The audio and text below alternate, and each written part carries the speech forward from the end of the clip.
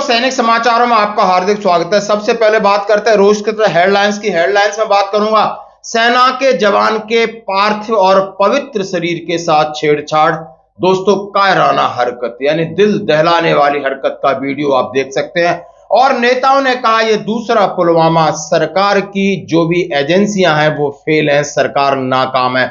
और राजनीति शुरू हो गई। और बात करें फूट फूट कर क्यों रोने लगी, यानी ओलंपिक विजेता एक महिला पहलवान जो कि जंतर मंतर पे थी, आखिर क्या हुआ उनका।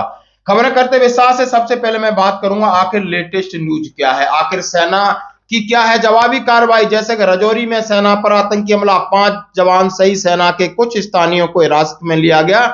एनआईए की टीम मौके पर पहुंची जम्मू कश्मीर में गुरुवार को। जैसा कि आपने देखा होगा कि कल आतंकियों ने सेना के 2 वाहनों पर घात लगाकर हमला किया। पहले वाहनों की तस्वीर देखिए, किस तरह बुलेट जाकर के 2.5 टन की बॉडी में आप देख सकते हो। उस 2.5 टन को कैसे आपने देखा होगा रिकवरी से लाया जा रहा है, वो भी आप देख सकते हैं इस चित्र को। इस देखिए कि कैसी स्थिति रही होगी, आप देख सकते हो कितना घात लगाकर, कितनी कायराना हरकत की। उसमें 5 जवानों की बात कही है, 2 जवान की हालत गंभीर है। फिलहाल सर्च ऑपरेशन जारी है। नेशनल इन्वेस्टिगेशन एजेंसी की टीम मौके पर पहुंच चुकी, सारी एजेंसियां पर पहुंच चुकी हैं। स्थानीय लोगों को हिरासत में लिया गया, पूछताछ जारी है। नहीं, इन पर सेना पर हुए हमले में संदिग्ध माना जा रहा है।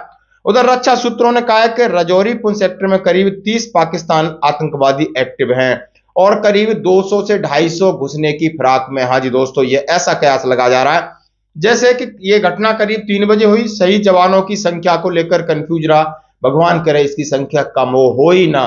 लेकिन इसमें कहा गया है कभी 3 की बात थी, 4 या 5 जो भी हो, उससे हमें कोई सरोकार नहीं। लेकिन हमारे सेना के ऊपर इन्होंने कायराना हरकत की, उसका मुंह तोड़ जवाब। और सबसे बड़ी दुख की बात है, जैसे कि उसमें कहा गया है कि ऐसा कयास लगा रहा जैसे कि जवानों के साथ उन्होंने जाकर के मैन हैंडलिंग किया हो, यानी 2 केस जो बॉडी है उसकी छत विच्छत, यानी उनकी उसके साथ उन्होंने कोई टैंपरिंग किया, उसके साथ छेड़खानी की है। जैसा कि हम समझ सकते हैं कि हम कितना सम्मान देते हैं दुश्मन को भी, लेकिन इतना ही कायराना और इतनी घिनौनी इन्होंने हरकत की है कि आंखों में समझ सकते हो कि खून दौड़ेगा, आंसू दौड़ने की जरूरत नहीं। जब इस चीज को देखते हैं तो लगता है ऐसा। दोस्तों, जो सेना के साथ हुआ कोई बात नहीं, लेकिन हमारे भारतीय सेना डट करके मजबूती से ताबड़तोड़ प्रहार कर रही है, एक एक चप्पे चप्पे को छानकर। और उनका बिल्कुल उन्हें जहां पर पहुंचा दिया जाएगा जहां पर वो जाना चाहते हैं। ये बहुत ही निंदनीय, बहुत ही घिनौनी हरकत की है। और मैंने कहा अब इनके आका तक पहुंचने के लिए बहुत जरूरत है। अब जैसे कहा जा रहा है रिपोर्ट में कि 250 से 300 बाहर बैठे इंतजार कर रहे हैं। सूत्रों के मुताबिक हमला थाना मंडी सुरनकोट रोड पर डेरा की गली डीकेजी के इलाके में हुआ है। ये वाहन जवानों को लेकर सुरनकोट वाफिला जा रहे थे, जैसा सबको पता है। जम्मू कश्मीर के पूर्व डीजीपी बोले पाकिस्तान ने योजनाबद्ध हमला करवाया। एक दिन पहले सुरनकोट के पुलिस कैंप में हुआ था ब्लास्ट। आप देख सकते हो किस तरह ध्यान भटकाने के लिए 19 से 20 दिसंबर के दिरवानी रात एक पुलिस शहर में ब्लास्ट हुआ। पुलिस अधिकारियों ने बुधवार को इस घटना की जानकारी दी। ब्लास्ट इतना जोरदार था कि पुलिस कैंप में खड़े कई वाहनों की खिड़कियों के शीशे टूट गए थे। इंटेलिजेंस के मुताबिक 250 से 300 आतंकी भारत में घुसपैठ को तैयार। 16 दिसंबर को बीएसएफ के एक सीनियर अफसर ने इंटेलिजेंस के हवाले से जानकारी दी कि पाकिस्तान सीमा में 250 से 300 आतंकी लॉन्च पैड पर हैं। ये जम्मू कश्मीर के घुसपैठ की फिराक में। अफसर ने बताया कि सुरक्षा बलों को अलर्ट कर दिया गया है, सीमा पार से किसी भी तरह की घुसपैठ नाकाम कर दी जाएगी। बीएसएफ के आईजी अशोक यादव ने पुलवामा में बताया कि आतंक की गतिविधियों को देखते हुए बीएसएफ सेना संवेदनशील इलाकों पर नजर रखे हुए। पिछले कुछ सालों में सुरक्षा बलों और कश्मीर के लोगों के बीच जो जुड़ाव बढ़ा है, अगर ये लोग हमारा सहयोग करें तो हम विकास के कामों को बेहतर तरीके आगे बढ़ा सकते हैं। जैसा उन्होंने कहा है कि जो पिछले इसी साल में 9 अगस्त को 6 आतंकवादी पकड़े गए, सितंबर में 3 अफसर 2 जवान शहीद हुए, अक्टूबर में पुलिस इंस्पेक्टर को गोली मारी और नवंबर में 2 इनकाउंटर 6 आतंकवादी। इसी तरह आपने देखा हो 11 अक्टूबर, 16 अक्टूबर, 30 अक्टूबर में कितने बड़े पुंछ और मेंढर सुरनकोट इलाके में हुए।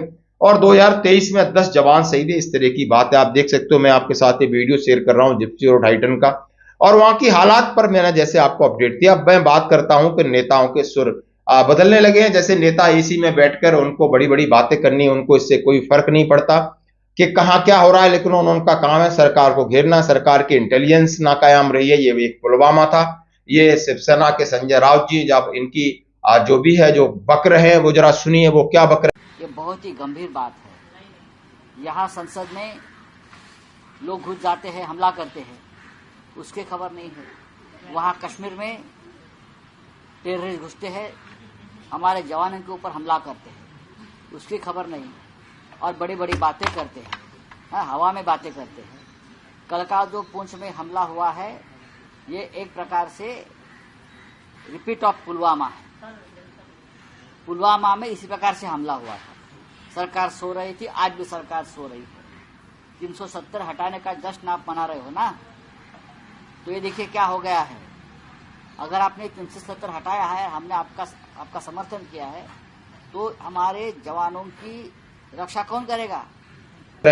और लास्ट खबर में हम आते हैं, जंतर मंतर पर पहलवान अपनी मांग को, हकों को लेकर बैठे थे। आप उनके साथ देख सकते हो क्या हुआ है। और ये जो रो रही हैं, ये हैं साक्षी मलिक, हैं कांस्य पदक विजेता हैं ओलंपिक में। और ये रेसलर फेडरेशन ऑफ इंडिया के चुनाव थे, वहां पर जो पहले जिस पे आरोप लगाते उन्हीं का कोई दोस्त संजीव जीत गया है। और इसको लेकर उन्होंने अपने जो किट है, जूते उतार कर रख दिए हैं कि आज के बाद मैं कुश्ती से संन्यास ले रही हूं, क्योंकि अब यहां शायद न्याय और लोकतंत्र नहीं बचा है। जैसा कि हमारे जवान भी जंतर मंतर पर बैठे 10 महीने से उम्मीद लगाए बैठे कि हमारे साथ कोई न्याय हो, हमारी कोई बात सुने, हम और गुहार लगा रहे हैं। हर तरीके से सरकार को अपना ज्ञापन देना चाहते हैं, हर सरकार को किसी न किसी तरीके से अपनी बातें पहुंचाना चाहते हैं, जैसे कई प्रकार के हम सब जानते हैं। लेकिन सरकार अभी चुप है। सरकार अपने चुनाव जीतने की तैयारी में, अभी 3 स्टेटों का चुनाव जीता है, उसका जश्न है, और अगले चुनाव की तैयारी कर रही है, क्योंकि उन्होंने तो देश पर राज्य करना है। धन्यवाद।